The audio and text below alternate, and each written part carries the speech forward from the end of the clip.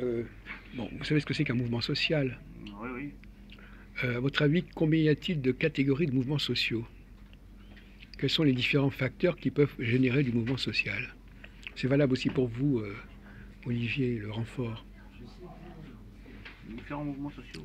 Oui, est-ce qu'il y a un seul type de mouvement social? Ah bah Il y a oui, il une- y a un genre et puis il y a des espèces de mouvements sociaux. Oui, alors quelles sont les différentes espèces de mouvements sociaux? Je n'ai pas trop réfléchi à ça, mais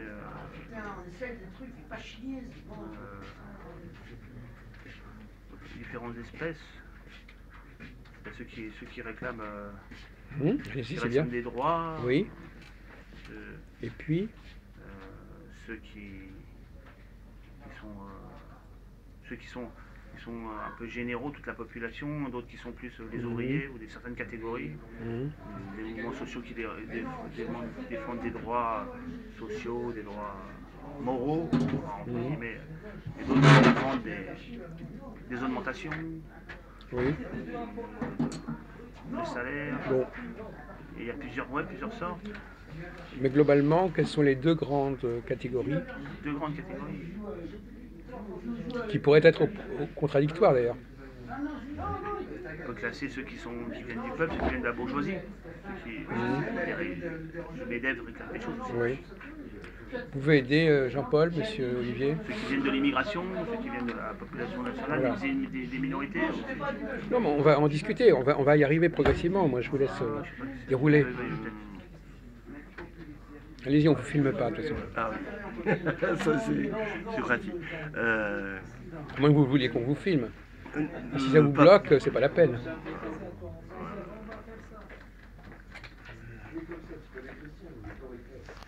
Vous pouvez tenir la caméra? Tenez la caméra. J'entends rien. Vous pouvez tenir la caméra. Oui. Voilà. Et tout. Non, ça, Pour non, qui? comme ça. Pour moi? Non, vers les gens, vers les gens. Oui. Non, dans l'autre sens. Ah, Vous voyez la personne que vous filmez. oui.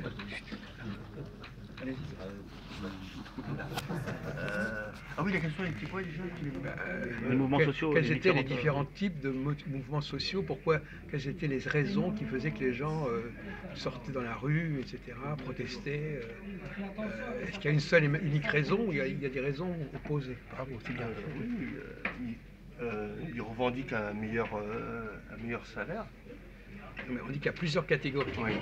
Ça, Ah c'est- oui, les catégories, oui, les ouvriers. Il y a plusieurs catégories de mouvements sociaux, plusieurs raisons de. Quelles sont les deux raisons principales de protestation? Quelles sont les deux Quelles sont les deux principales raisons qui font que les gens sortent dans la rue et protestent? Ah ouais, ça alors. Les deux raisons, hein. Il y en a deux. Vous avez les étudiants et puis les ouvriers, enfin les employés, le mouvement étudiant, employés, on peut C'est pas classifier. des raisons. c'est pas Ah non, non, on parlait des différents. Oui. Mais maintenant, Différentes on est dans catégories. les raisons. Les raisons, ouais. Ah ben, les différentes raisons. Qu'est-ce qui les déclenche? Ah, Par ce qui les- exemple, 68, 80, je sais pas, il y a eu plusieurs mouvements sociaux. Il est bon hein, pour filmer. Hein. ce qui les déclenche, c'est des. Bon.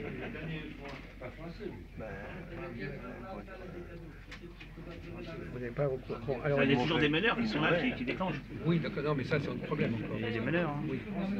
qui déclenchent. Après, la spontanéité Alors, des mouvements justement, sociaux, ça se discute. Là, une question que vous posez. Le qui pouvoir m'intéresse. d'achat. Comment? Le pouvoir d'achat. Pouvoir Ça, d'achat, d'accord, mais ça, c'est une catégorie. Mais est-ce qu'il y a d'autres catégories? Dans les le pouvoir revendications d'achat. des droits des minorités. Oui. Alors, qu'est-ce qui fait. Alors, je vais reposer d'autres questions pour gagner du temps un peu.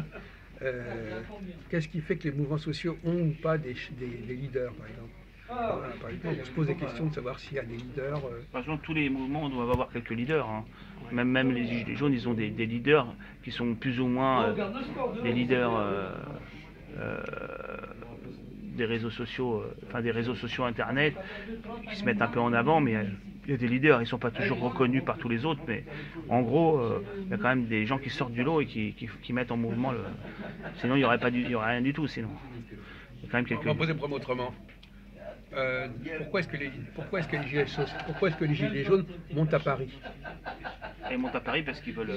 Pourquoi est-ce qu'ils ne peuvent pas régler leurs problèmes sur place, par exemple? Si, ils le font, ils bloquent sur place, mais ils montent à Paris pour vraiment faire pression sur le gouvernement.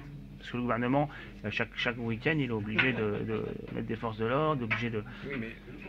Ça met une pression, une pression quand même assez importante avec les casseurs derrière et tout. Et ça les oblige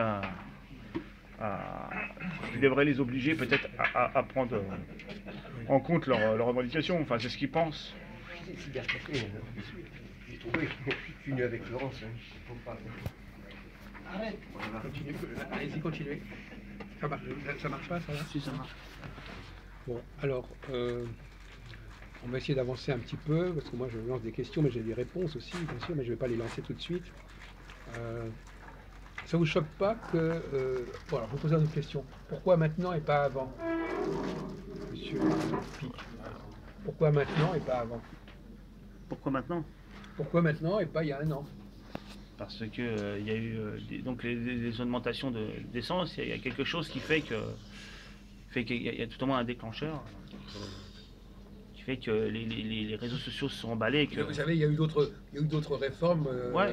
Beaucoup plus problématiques que celle-là. Apparemment, celle-là, peut-être que c'est voulu par certains gens de pouvoir aussi qui ont des influences et qui ont mis des agents à eux. Parce que les révolutions, moi, en général, et tous les mouvements sociaux, je pense bien souvent que c'est une minorité de gens influents qui les mettent en mouvement, plus ou moins selon les époques, avec les moyens de chaque époque. Là, c'est les réseaux sociaux, c'est Internet. Mais bon, toujours est-il qu'on remonte quand on fait l'analyse, mais j'ai pas fait une grande analyse moi aussi. Donc on remonte à des alerteurs, des gens qui alertent sur Internet, là, des lanceurs d'alerte qui à un moment ont dit tout le monde doit mettre le gilet jaune, et ça a fait une sorte de mèche, la mèche s'est enflammée et c'est vrai que ça a fait beaucoup d'émules puisqu'il y en a en Allemagne, en Belgique, en Israël et je sais pas où encore, donc quand même, et en Afrique je crois, ou partout. Justement, pourquoi donc, maintenant et on dit qu'apparemment c'est Soros qui aurait financé ça. Certains remontent plus loin et disent que Soros, il y a 1 an et demi, parlait d'une sorte de révolution gilet jaune en Europe de l'Ouest. Donc certains remontent jusqu'à lui, mais on les traite de complotistes, on n'est pas très sûr. C'est pas possible. Allô? Bon, alors vous avez des choses à ajouter par rapport à ce qu'a dit Jean-Paul? Comment dire? Ça passe par l'esprit, par la tête. Mais ce que je veux dire, c'est que ce mouvement a été déclenché par les mécontentements depuis longtemps. Les personnes qui sont âgées, ils sont obligés de... comment dire, ils ont des difficultés à payer le mois. Leur pouvoir d'achat, c'est pas d'hier, ça date pas d'hier. Pourquoi maintenant? Ah ben, peut-être... Il y a des gens qui disent que ça date depuis des années. Pourquoi ça éclate maintenant? Pourquoi maintenant? Comme on dit, il vaut mieux tard que jamais. Oui, d'accord. Parce que... voilà. Alors justement, notre ami Olivier nous a sorti une expression, une assez jolie expression. Pourquoi maintenant? Mieux vaut tard que jamais.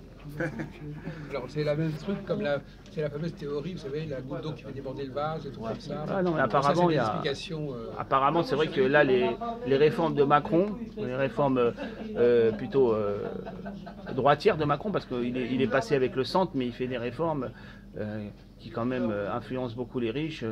Les gens, la classe moyenne supérieure et les très riches sont plus avantagés, c'est-à-dire que les plus pauvres payent plus quand même, sont amenés à payer plus. Donc, vu qu'il y a des réseaux sociaux et les gens sont prêts pour pouvoir se mobiliser plus qu'avant, parce que là, certains n'ont plus du tout d'argent. Donc, que ça soit spontané, entre guillemets, ou que ça soit manipulé par Soros ou qui que ce soit, c'est le bon moment parce que les conditions sont en place là.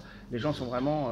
et si ça continue, il y aura peut-être des mouvements encore plus forts parce que quand les gens sont vraiment en galère, plus de 600 € par mois, moins, ils ont des familles, des trucs, là, ils sont motivés par le manque. On va dire ça, mais... Alors, est-ce que vous croyez vraiment à ce que racontent les gilets jaunes?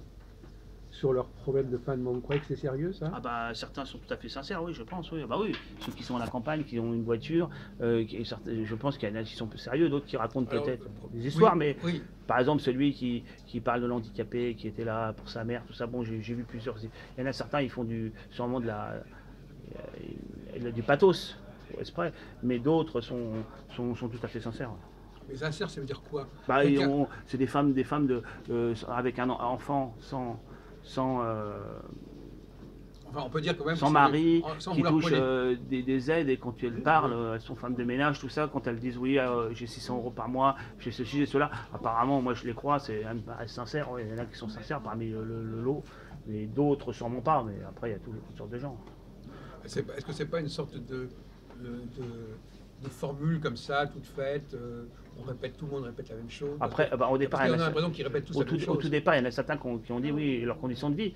Je pense qu'ils sont tout à fait sincères. Et puis après, d'autres ont commencé à parler de ça. Bon, c'est sûr que certains ont fait du pathos, exprès. Ils ont réfléchi à ce qu'il fallait dire. Sûrement qu'il y en a qui le font, ça. Ou d'autres qui sont entrepreneurs, qui ont perdu leur entreprise. Je vais poser une question très concrète à Olivier. Ouais. Olivier, qu'est-ce que vous pensez des gens qui ont des problèmes de fin de mois? C'est parce qu'ils sont passés d'argent ou parce qu'ils ne savent pas gérer leur budget? Ou qu'ils vivent au-dessus de leurs moyens, par exemple? Oui, il y en a peut-être qui gèrent mal l'argent du loyer. Leur argent, ils savent mal gérer parce qu'ils font. Il est là. Comment dire, ils font des dépenses inconsidérées, mais il y en a d'autres qui essaient de survivre, hein, de payer leur loyer, de payer leur essence, de payer l'éducation de leurs enfants. Oui, il y en a qui sont sérieux. Oui. Et pourquoi est-ce qu'il n'y a pas d'entraide, apparemment, suffisamment? Entraide, Vous connaissez le mot entraide? Vous comprenez le mot français, entraide? Entraide, ça veut dire les plus riches aident les plus... Non, entraide. Oui, entre familles, si, il y en a. Puis il y en a même Entraide. qui disent, j'avais une entreprise, je l'ai perdue, et grâce à l'aide de mes parents, ou à l'aide de ceci ou de ma tante, de machin, Entraide j'arrive à locale. sortir. Oui, il y a de On a l'entraide. l'impression que les gens n'arrivent plus à Il y a un penser peu d'entraide locale, oui. localement. C'est ça qui permet à certains de continuer d'ailleurs à survivre avec l'entraide locale. Oui. Mais malgré tout, ils revendiquent parce que là, ils sont surtout très énervés. Je pense que tout on demande pour les réformes de Macron, et en plus de ça, ils ont supprimé l'ISF et ils ponctionnent moins les gens les plus riches. C'est ça qui a dû plus les énerver. S'ils avaient ponctionné peut-être les gens les plus riches un plus, même s'ils avaient ponctionné eux autant, peut-être ils n'auraient pas été aussi énervés. Ce qui les énerve le plus, c'est qu'ils voient que des gens très riches sont moins ponctionnés qu'eux, ou tout au moins ils pensent que c'est ça. Oui. Voilà. Vous ajoutez quelque chose? Oui, je dirais plus qu'ils se plaignent aussi que le pouvoir il soit à Paris, il ne soit pas mieux représenté dans leur commune. Ah oui, mais justement. Des fois, Oui, après se greffe la démocratie directe. Mais justement. Cette idée de démocratie Et directe. pourquoi le pouvoir des... D'ailleurs, je me demande si cette idée de démocratie directe qui a été amenée par certaines personnes, elle n'est pas là pour un peu faire dériver les revendications tout à fait pratiques et pragmatiques du départ et aller vers autre chose qui est plus sulfureux, parce que la démocratie directe, hein, c'est très difficile de mettre en place. Donc pour noyer le poisson, peut-être que ça a été fait exprès d'ailleurs. Oui. Maintenant, il y a la récupération aussi des autres mouvements, RN, la droite, et puis Mélenchon, là, qui sont au travail pour les élections. Ils veulent tous essayer européennes. Voilà. Ils sont en train de travailler à ça pour essayer d'écarter le mouvement et de récupérer des gilets jaunes selon leur tendance politique, plus à droite ou à gauche dans leur mouvement. Il semblerait qu'on travaille sur ça pour l'instant, enfin, ce que j'ai vu. Oui, alors il y a quand même pas mal de points aveugles dans ce que vous dites. Premièrement, est-ce qu'il n'y a pas une carence au niveau local C'est sûr qu'au des niveau... responsables locaux? Les responsables locaux dans la démocratie république actuelle, moderne, 5e République, ils sont élus, et ensuite ils s'occupent dans l'environnement, des agglomérations, des choses qui concernent le grand public, mais il n'y a pas d'aide aux particuliers, ils ne font pas de l'aide sociale, comme il n'y a que l'État qui fait l'aide sociale ici. l'État ou des grandes structures, mais il y a pas, apparemment au niveau local, tout ce qui est aide sociale, ça vient de l'État. Il n'y a pas un maire, enfin je ne sais pas s'il y a un maire il faudrait se renseigner, ou un conseil général qui a dit nous on va faire une structure, on va mettre de l'argent de côté pour aider les pauvres de chez nous ou de. Ah bon oui. Bien sûr que si. Ah bon? Bien sûr que si. Non, mais il y a des responsabilités au niveau régional. Oui, au niveau régional peut-être, mais au niveau vraiment de la mairie, je ne sais pas si. Oui, d'accord, mais alors justement, alors vous venez de dire régional, alors justement. Régional, peut-être, ouais. Ah oui, mais alors justement, pourquoi ça ne marche pas au niveau régional? Apparemment. Pourquoi est-ce qu'ils vont à Paris au lieu d'aller dans leur région? Ils y sont allés, mais Paris c'est la capitale et ils veulent faire une pression sur Paris parce que c'est un peu un levier plus fort. Non. À chaque fois, il faut mobiliser 90 000, je sais pas, faut mobiliser des CRS, des forces de l'ordre. Au bout d'un moment, ils peuvent se penser que le gouvernement, il va peut-être plus se lancer. Que s'ils vont dans le fin fond de la Creuse, ce sera moins je sais pas. Qu'est-ce que vous en pensez? Bon, vous avez une chose à dire à ce sujet? Je veux dire que le pouvoir, il est centralisé à Paris. Et les petites communes... Alors, entre les communes et Paris, il y a des capitales régionales, mon pauvre ami. Oui, mais apparemment, c'est un pays trop centralisé, la France. En Allemagne, s'il y a des gilets jaunes qui se développent plus en Allemagne, ça sera plus comme ça, parce qu'en Allemagne, il y a des landes. Et là, ils iront peut-être devant les responsables. Voilà, mais en France, c'est quand même. Oui, ils ont fait tout ça, mais c'est plus artificiel que vraiment passer dans l'esprit des gens. La France, c'est un pays centralisé depuis des années, et malgré cette décentralisation, elle est plus théorique qu'effective. Mais qu'est-ce qu'on va raconter? C'est un phénomène nouveau, les gilets jaunes. Donc, finalement. Mais apparemment, dans des mentalités, c'est les mentalités des gens. Avant les mentalités, c'est Paris, Paris, c'est le centre. C'est ce que je pense. C'est pour ça qu'ils viennent ici. Mais non, mais ça, c'est nouveau, ça. Vous n'expliquez pas ce qui s'est passé depuis 10 ans. Depuis 10 ans, il n'y a pas eu ce phénomène. Il faut quand même faire attention. Non, il n'y a pas de phénomène, mais les gens, dans leur mentalité, apparemment, c'est une mentalité centraliste. C'est pour ça qu'ils vont pas à Paris. Non, il y a des pouvoirs régionaux qui sont très importants. En tout cas, ils n'y vont pas. Ils ont. Oui, non, mais d'accord, ça, c'est maintenant. C'est notre problème. Il y a maintenant, et structurellement, il y a le maintenant. Maintenant, c'est la conjoncture. C'est pas la même chose que, bon, donc vous mélangez le structurel, le conjoncturel, ce qui est maintenant, ce qui est général, etc. Globalement, il y a des structures régionales qui existent avec des présidents de région, et c'est pas rien, ça. Je suis là, moi. Bon, donc, vous savez par exemple que les maires, actuellement, ils sont en crise, enfin bon, il y a des tas de gens qui ne sont pas à la hauteur. Bon. Donc finalement, mais ça, ce sont des schémas de pensée que vous n'avez pas dans la tête. À savoir qu'il y a des gens, il y a un problème de leadership. Les leaders locaux et régionaux, actuellement, ils ne font pas leur boulot. Pourquoi? Ben justement, ça c'est un autre problème, parce que c'est cyclique. Bon, c'est un autre problème, c'est cyclique. Il y a des moments où les gens, ils n'arrivent pas, ils n'arrivent plus. Les leaders. Le problème, c'est qu'il ne faut pas oublier que tout est une question de rapport entre les leaders et le peuple. Si les leaders ne font pas leur boulot, le peuple commence à déconner. C'est aussi simple que ça. Donc, crise du leadership. Crise du leadership, au niveau même des maires, parce qu'on a vu, il paraît qu'il y a des tas de maires qui ne vont pas se représenter, etc. Au niveau des responsables départementaux, régionaux, etc., il y a une crise à ce niveau-là. Et c'est parce qu'il y a cette crise-là que, bon, bah, par défaut, ils vont voir à Paris, ils vont voir le président public. Et ça, c'est juste pendant. C'est tout à fait particulier actuellement. Avant, les gens, ils résolvaient leurs problèmes localement. Hein, à Bordeaux, à Toulouse, à Lyon, ou n'importe où. Ils n'allaient pas à Paris. Et deuxièmement, il y a des phénomènes d'entraide qui ne sont pas uniquement de l'aide sociale. Hein, il y a des coopératives, il y a des tas de possibilités d'associations. Il y a 36 000 associations en France. Donc, qu'est-ce qui se fonctionne à ce niveau-là aussi? Ça fonctionne mal. Et d'ailleurs, qu'est-ce que racontent aujourd'hui les Gilets jaunes? Ils disent: ah ben, maintenant, on se sent moins seul. C'est-à-dire comme si, c'est ce qu'on appelle le lien social. Ils ont un problème de lien social, ces gens-là. C'est-à-dire qu'ils n'arrivent pas entre eux à s'organiser. Alors c'est paradoxal, ils sont arrivés à s'organiser pour venir à Paris, ils n'arrivent même pas à s'organiser pour régler leurs problèmes locaux, leurs problèmes existentiels. Donc il y a un problème là, quelque chose qui ne va pas là. Donc une incapacité de s'organiser. Personne.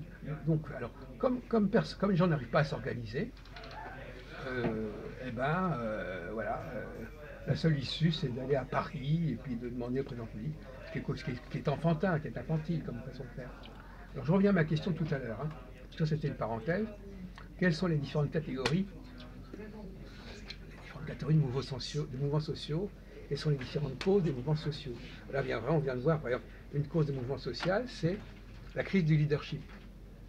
Si les leaders locaux ne sont pas à la hauteur pour organiser les choses au niveau local, que ce soit dans le cadre structurel, institutionnel ou dans le cadre social, etc., eh ben, ça fait des problèmes. Donc ça, c'est une crise. Et deuxièmement, si on veut avancer, parce qu'on a d'autres sujets, deuxièmement, il y a les choses que les gens ne veulent pas et qu'on leur propose, et les choses que les gens veulent On leur propose pas. qu'on leur propose pas. Voilà, ça c'est ça le schéma, finalement, c'est ça. Alors est-ce que ça vous parle, ça? C'est-à-dire qu'il y a deux types de crises complètement opposées. Soit les gens veulent un truc qu'on ne leur donne pas, soit les choses qu'on leur propose, ils n'en veulent pas. Ça s'explique, il y a des schémas pour expliquer ce Peut-être le gros problème, c'est aussi, dans notre République, là, le fameux contrat social. Parce que le contrat social, c'est une illusion. Ils viennent sur un programme et finalement, ils font pas ce qu'ils ont dit ou ils font pas comme ils ont dit. Et finalement, c'est ça, et c'est la crise du contrat social. Il n'y a plus le contrat social, avant, je ne crois pas que c'était mieux avant, mais les gens avaient confiance. Maintenant, il y a une perte de confiance dans le contrat social. Oui, c'est une des causes aussi. Ce qui me gêne dans votre propos, Jean-Paul, c'est que vous nous parlez d'un truc aujourd'hui qui est peut-être un truc très provisoire, qui va durer quelques mois, et vous essayez de donner des explications surdimensionnées, grands problèmes de société, grands problèmes sociaux, etc. Alors que c'est peut-être tout simplement... c'est quand même sérieux là. Quoi? C'est quand même un peu sérieux quand même. Non mais sérieux, mais d'accord, mais vous savez pas combien de temps ça va durer? Ah bah c'est déjà avec le temps que ça a duré déjà, on peut déjà commencer à dire que c'est un temps assez long déjà pour des crises. Ah bah écoutez, un mois et demi, c'est pas... Bon, on va pas... Combien ça a duré en 68 en tout? Pas beaucoup plus. Voilà. Non. Mais 68, c'est 60. Il n'y a pas tous les ans 68. Hein? Bon. Pourquoi il n'y a pas tous les ans 68, mon vieux? Pourquoi il n'y a pas tous les ans Gilets jaunes? Ah bah, parce que c'est cyclique, hein, c'est ça. Ben voilà. Voilà. Donc tant que vous n'acceptez pas ça, c'est comme si ça me fait penser à un gosse on est en plein hiver, le gosse il dit ah oui, l'hiver, ça va durer indéfiniment. Vous savez, des gens qui n'ont absolument aucune connaissance des structures cycliques, ils croient que parce qu'il y a une situation X, elle va durer indéfiniment, ou que ça a toujours existé, enfin c'est n'importe quoi. Vous ne vous rendez pas compte de la vacuité du discours. Le truc qui manque complètement dans votre discussion, c'est on vous demande pourquoi maintenant, et vous dites oui, comme s'il y a un an, les gens n'avaient pas les mêmes problèmes d'argent aujourd'hui. Vous êtes sérieux?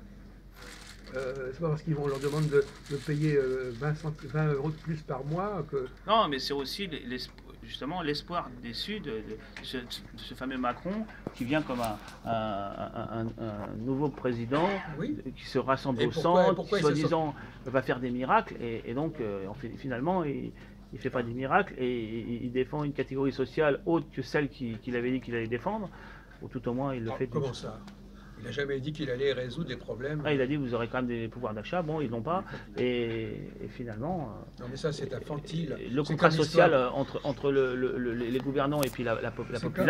C'est comme Hollande qui avait promis soi-disant la baisse du chômage. Bon, ça c'est une relation infantile, ça.